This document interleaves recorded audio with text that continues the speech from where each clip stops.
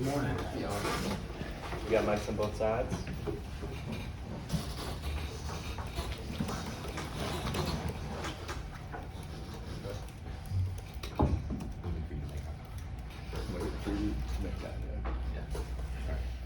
We were talking to Jordan Peterson yesterday about the new additions to Big 12, what that meant recruiting-wise. I was curious from your perspective, what do you think those additions mean for you? Well, again, I think we've added a total of 4 quality schools with great universities, each in their own traditions. Probably talk with Jordan because he's recruiting in Arizona for us, and that. Logan Brantley is one that from Colorado, so we've been able to do there. Utah's probably an area we've dabbled in a little bit, but I think anything that helps the total profile and brand of our conference will help our university. So that's exciting. I think it's going to be interesting how that landscape changes, and I think it'll. I was able to, as you know, we've had former players at our house before the spring game, and the first year I was really intrigued and surprised by the amount of players that still live in this area that were from California and things like that. So I think the whole thing of, depending on the future of the Pac-12, what all the West, everything West can be for us recruiting-wise, and things that we're going to take good hard looks at.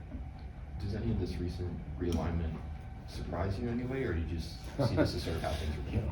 I don't know what surprises you anymore when it comes to. I just think the way things have kind of worked for a while, you kind of still hear and talk, and between realignment and whether it be TV contracts or whatever. I think you're always understanding that things may happen, and so is it over? I don't know,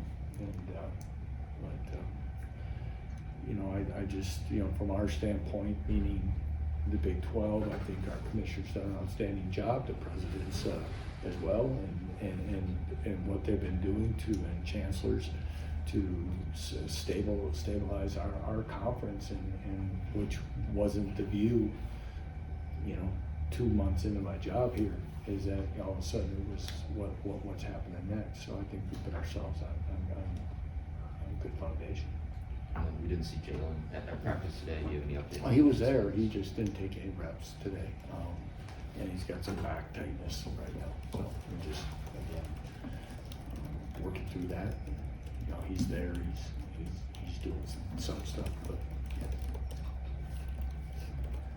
We talked to Andy Konicki the other day about how he's kind of having players design their own plays and submit them for consideration. Just what do you think that sort of brings to the offense, and what value does that present? Well, it was a great idea. It's been interesting for his standpoint. I think some of our first of all, it's great about ownership. First of all, for our players to have a little more involvement and in doing different things. We're doing some other things there of we pick certain plays that are highlight plays, so to speak, of what we're looking for. Not like highlight as we think of it, but great effort, sustaining, fundamentally, whatever it may be. And then we have ones that are not and are kind of poor, and he's also had the players pick those out as well. So they get to understand our lens a little bit and understand, but it's having a piece of ownership, and it gives them a chance to be creative and fun and shows our belief in them. So it's good. I think it's some of the things we kind of picked up from the Chiefs staff and some of the things that they do and why, and it's great to have that type of vision. So we'll see. I don't think we're gonna run our own circle yet or anything yet. So today was the first day of full pads, just physicality wise. Did you like what you saw? Yeah, I did. There's always that. We've always talked. There's sometimes not as much level of volume of conversation before practice, because I think there's that bit of anxious or whatever. They're kind of locking in more than ever. So I was kind of there. You know, we had officials, asked them, and everything that we had asked them to be a part of to call it very tight. To give us a perspective of where we're at. Got to go in right now, and when I finish here, I'll start watching it. But I think we've progressed from a year ago in our physicality and all those things. We got a long way to go in a lot of areas. But yeah, we only had we rotated 3 groups and 6 plays each, so it wasn't a ton, but we were able to get a good idea. Something Brian talked about last week was just how athletic the defensive front is. For what you guys want to do schematically, like how important is the increased athleticism you guys have there? Oh, well, overall, it's a big part of what we're going to be able to do, you know, between movements and obviously getting places where you need to be.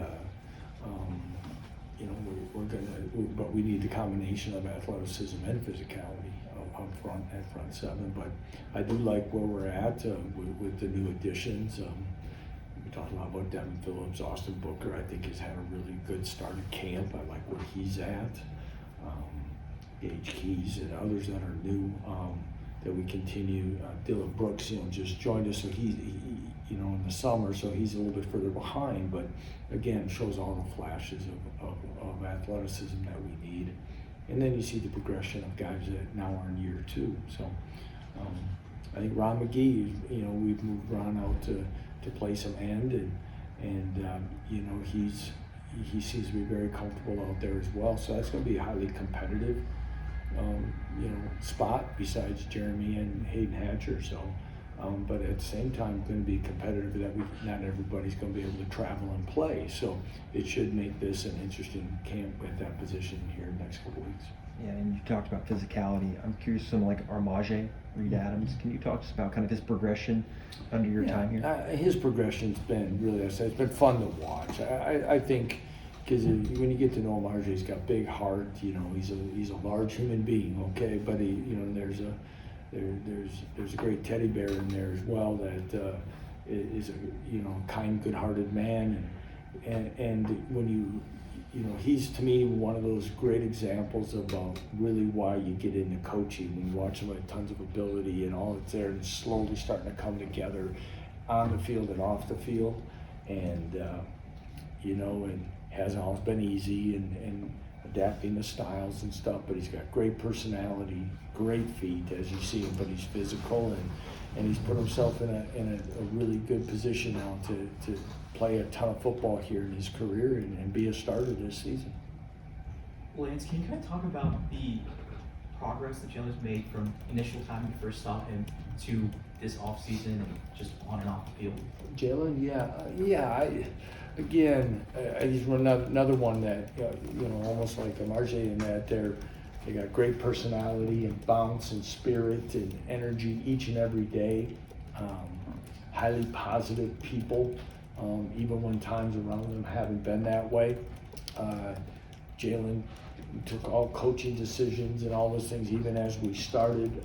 You know, there's never been a body language other than maybe one strike being a little down on himself, but it's not about decisions in a competitive place.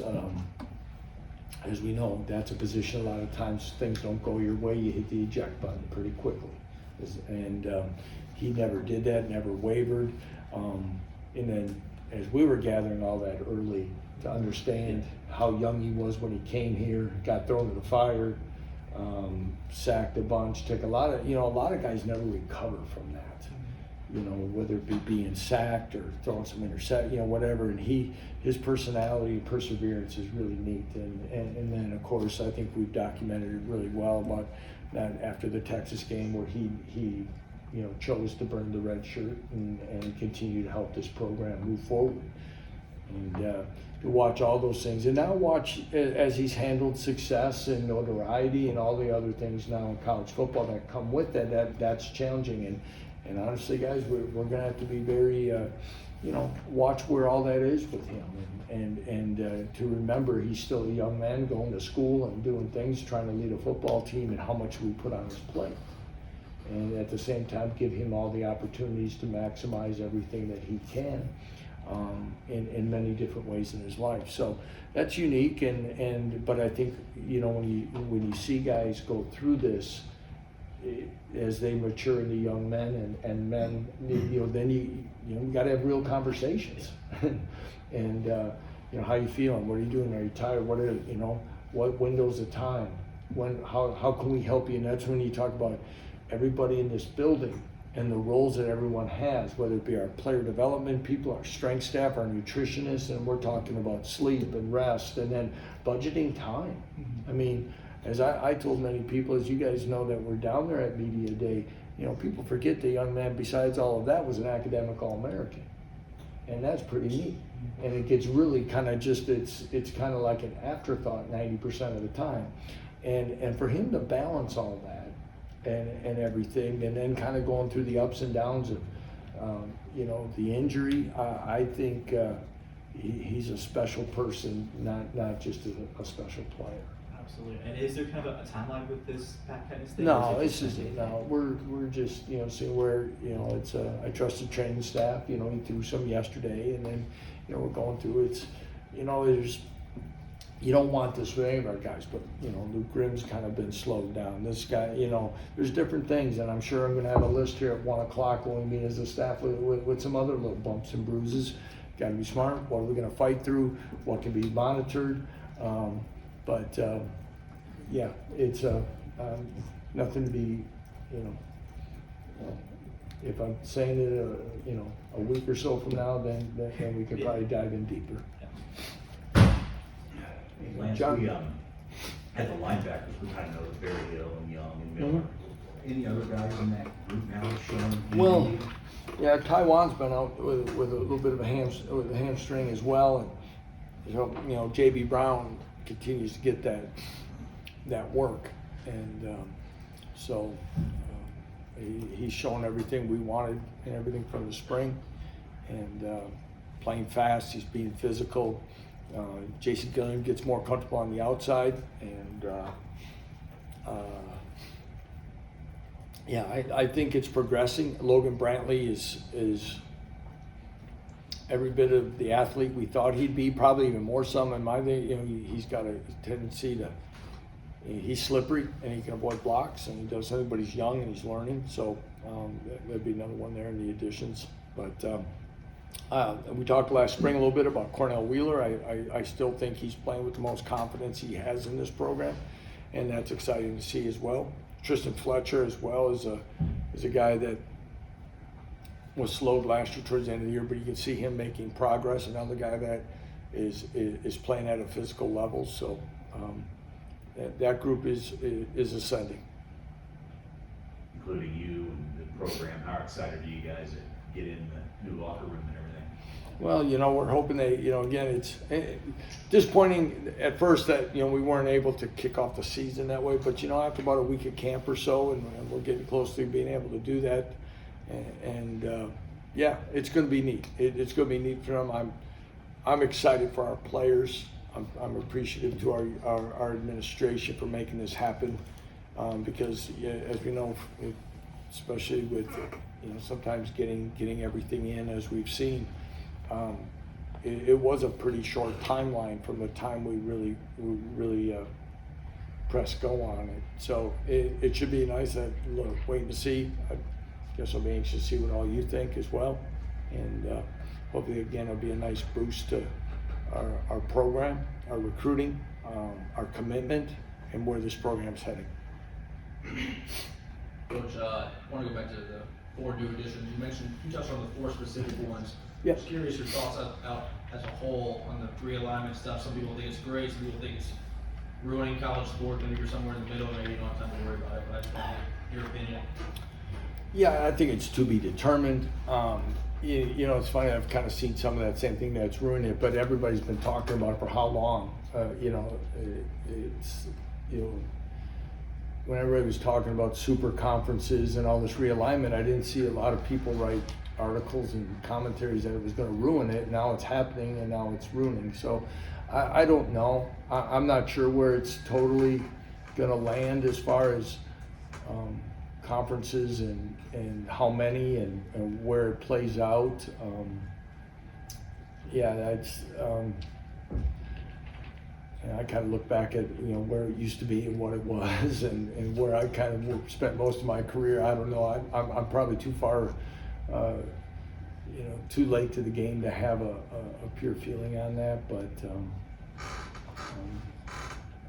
you know, I'm still a guy that had to ride buses 15 hours one direction. So, you know, I've been there, done that, and you know, I know it's part.